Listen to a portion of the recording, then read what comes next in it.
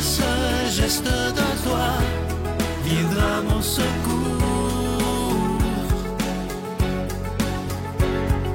Viens semer dans mon âme le grain de l'amour.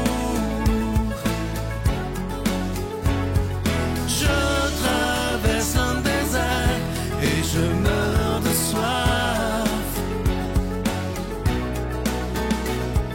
Montre-moi le mystère qui garde la foi. Bonjour et bienvenue à votre émission La Victoire de l'amour en ce samedi 29 janvier 2022. J'espère que vous allez bien. On rejoint tout de suite pour sa chronique le Père Stéphane Roy et à l'homélie, ce sera le révérend Joël Lapierre.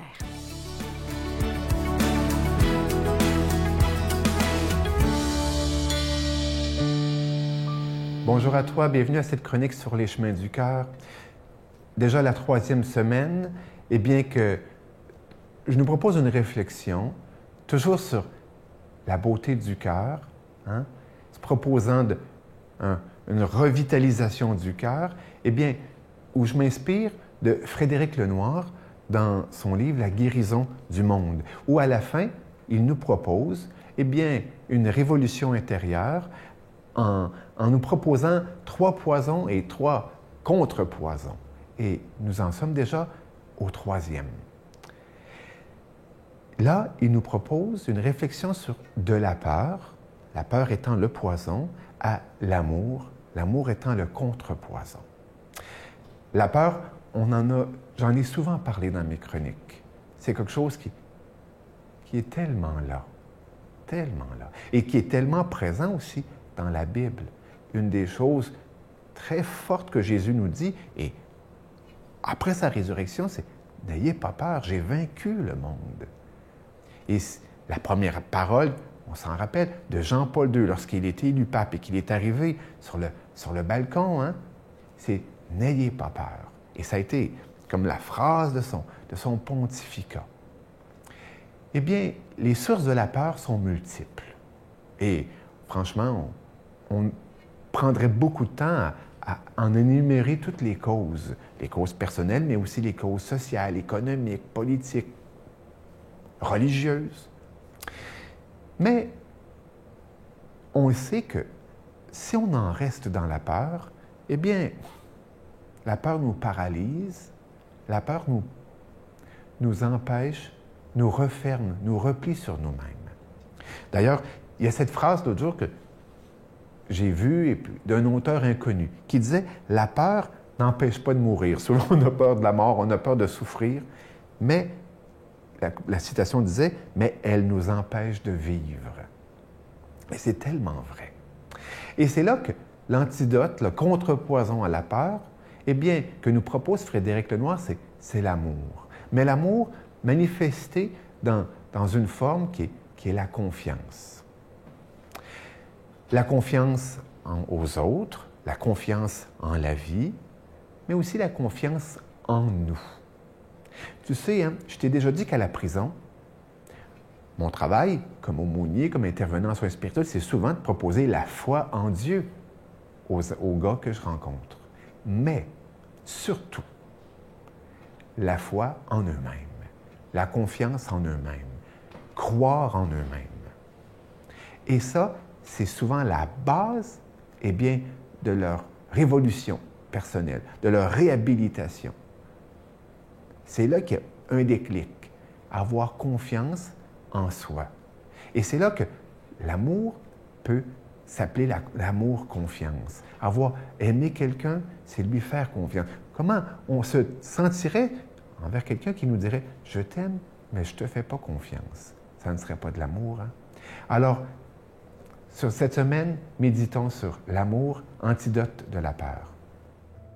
Notre Père qui es aux cieux, que ton nom soit sanctifié, que ton règne vienne, que ta volonté soit faite sur la terre comme au ciel. Donne-nous aujourd'hui notre pain de ce jour. Pardonne-nous nos offenses, comme nous pardonnons aussi à ceux qui nous ont offensés. Et ne nous laisse pas entrer en tentation, mais délivre-nous du mal, car c'est à toi qu'appartiennent le règne, la puissance et la gloire pour les siècles des siècles. Amen.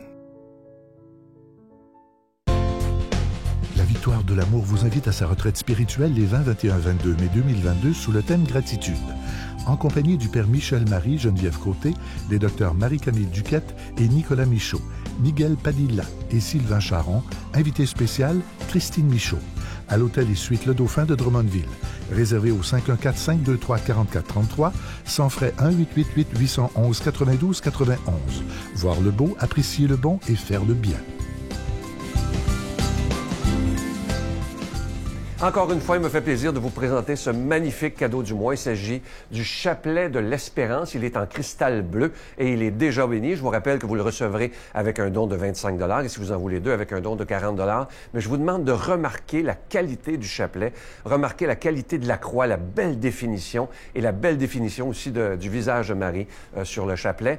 Je vous donne d'abord l'adresse. La Victoire de l'amour, case postale 120, succursale Boucherville à Boucherville, le J4B 5E6. Je vous la redonne. La Victoire de l'amour, case postale 120, succursale Boucherville à Boucherville, le J4B 5E6. Également par téléphone, par carte de crédit du lundi au vendredi de 8h30 à 16h30 dans le 514-523-4433, 523-4433 ou sans frais le 1-888-811-9291, 1-888-811-9291 et aussi sur notre site Internet. Vous savez que c'est une façon très rapide, sécuritaire et efficace de faire votre don. C'est le www.lavictoiredelamour.org. Alors, je vous rappelle le cadeau du mois de janvier. Il s'agit du chapelet de l'Espérance. Il est en cristal bleu et il est déjà béni. Merci de tout cœur de ce que vous ferez pour la Victoire de l'amour. Et je vous rappelle, pour ceux qui voudraient d'autres cadeaux des années précédentes, évidemment que ça existe et ça continue d'être disponible. Il s'agit d'aller sur notre site Internet, de cliquer en haut à droite sur l'affaire cadeaux et vous allez voir la liste des cadeaux disponibles. Alors, merci de tout cœur, tout d'abord de votre prière depuis des années pour la Victoire de l'amour, mais aussi merci de votre grande générosité parce que dans environ 2-3 semaines, ça fera déjà 27 ans que la Victoire de l'amour existe.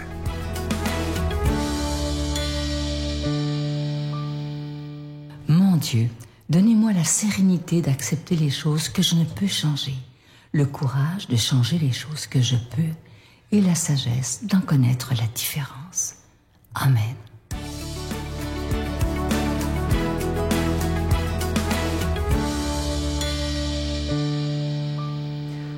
Bonjour, chers auditeurs. Que le Seigneur vous bénisse, qu'il vous fasse du bien ce matin alors que vous donnez de la place au Seigneur, que vous lui accordez un peu de temps pour entendre la lecture des Saintes Écritures. Alors, je prie que le Seigneur vous fasse du bien, qu'il réponde à vos besoins. Ce matin, je devais lire avec vous Marc chapitre 4. Alors, mais j'ai lu cette histoire il y a quelques mois à la Fête des Pères. Alors, on m'a donné la liberté de vous lire un psaume à la place, le psaume 32. Et le psaume 32 est un beau psaume, même cité par saint Paul dans le Nouveau Testament, qui nous parle de pardon. Et on a tous le besoin de vivre une relation importante et de défi avec le pardon tôt ou tard, un jour, avec Dieu ou avec un autre, la bénédiction et la joie d'être pardonné. Alors, je vous lis ces quelques versets, le chapitre 32 des psaumes. Heureux, psaume de David, instruction, heureux l'homme dont l'offense est enlevée, le péché couvert. Heureux celui à qui le Seigneur ne compte pas la faute et dont l'esprit ne triche pas. Tant que je me taisais, mon corps s'épuisait à grogner tous les jours. Tant que j'ai gardé ma faute à l'intérieur, je n'étais pas bien. Car jour et nuit, ta main pesait sur moi, ma sève s'altérait aux ardeurs de l'été. Et là, il y a un moment de réflexion. Je t'ai avoué mon péché. Ah, changement. Il y avait un moment qu'il gardait à l'intérieur, il n'était pas bien. Et là, il l'a avoué. Et je n'ai pas couvert ma faute. J'ai dit, je confesserai mon offense au Seigneur. Et toi, tu as enlevé le poids de mon péché. Une petite pause de réflexion encore une fois. Ainsi, toute fidèle te prie le jour où il te rencontre. Même si les grandes eaux débordent, elles ne l'atteignent pas. Tu es pour moi un abri, tu me préserves de la détresse, tu m'entoures de chants de délivrance. Encore une fois, une pause pour réfléchir. Je vais t'instruire, t'indiquer la route à suivre. On va l'écouter attentivement, il nous invite ici à une direction. Et te donner un conseil en veillant sur toi. N'imite pas le cheval ou la mule stupide, dont le mors et la bride doivent freiner sa fougue, et il ne t'arrivera rien. Beaucoup de douleurs atteignent l'impie, mais la fidélité entoure celui qui compte sur le Seigneur. Exultez ou chantez de joie à cause du Seigneur. Réjouissez-vous les justes et criez de joie, vous tous qui ont le cœur droit. Pourquoi? Parce qu'ils ont vécu, au premier verset, Ashré en hébreu. Plusieurs bonheurs. Bonheur sur toi qui vis le pardon. Quel beau psaume! Psaume de pénitence. J'espère ce matin non seulement vous l'avoir lu, mais vous inviter à le prendre dans la journée et à lire le psaume 32 et de méditer dessus. Un psaume très important. Même l'apôtre Paul, dans Romains chapitre 4, donc Saint Paul, dans sa lettre aux Romains, au chapitre 4, versets 7 et 8, va citer justement ce passage des psaumes pour parler du bonheur d'être pardonné par Dieu et de vivre ce pardon divin par Jésus-Christ.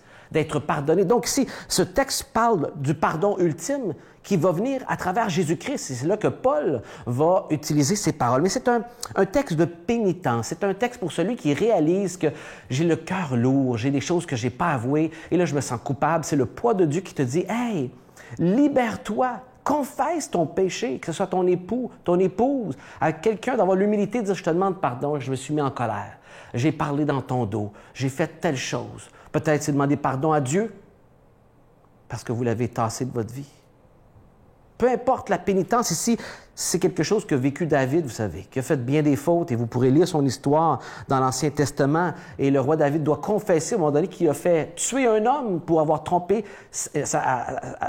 avec sa femme, il s'élimine le conjoint, et ça va venir le malheur sur son foyer. Et ici, c'est un psaume qui exprime cette douleur d'être pris en défaut et de devoir résister, et là d'en être malade, et après ça d'avoir cédé et de vivre le bonheur d'être les épaules dégagées, de se savoir pardonner sans mérite de notre part, mais par pure grâce de Dieu, le pardon, de confesser et de recevoir ce pardon sans mérite, parce que c'est ça, par un don, pardon. C'est divin le pardon. Et Dieu veut que nous vivions cette expérience divine. Je vous donne un petit plan que vous pourrez prendre en note pour méditer davantage sur ce psaume. Dans les premiers 5 versets, David exprime son expérience avec Dieu. Et il voit le résultat du pardon, la joie. Il résiste au pardon, versets 3 et 4, et on voit comment c'est difficile.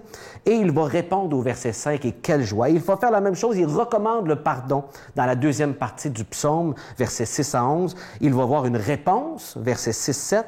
Il va avoir de la résistance au verset 8-9. Et encore une fois, le résultat sera de la joie. Est-ce que vous connaissez ce matin la joie du pardon? Pourquoi ne pas vivre cette joie aujourd'hui que Dieu vous invite à vivre en demandant simplement pardon à qui le doit et particulièrement à votre Dieu? Amen.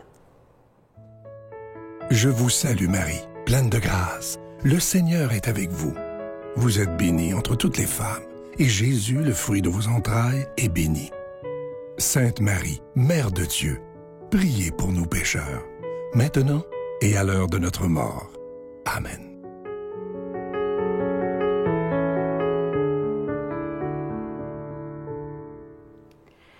Aujourd'hui, en ce samedi, pourquoi pas avec l'aide de Marie, revisiter notre histoire de foi.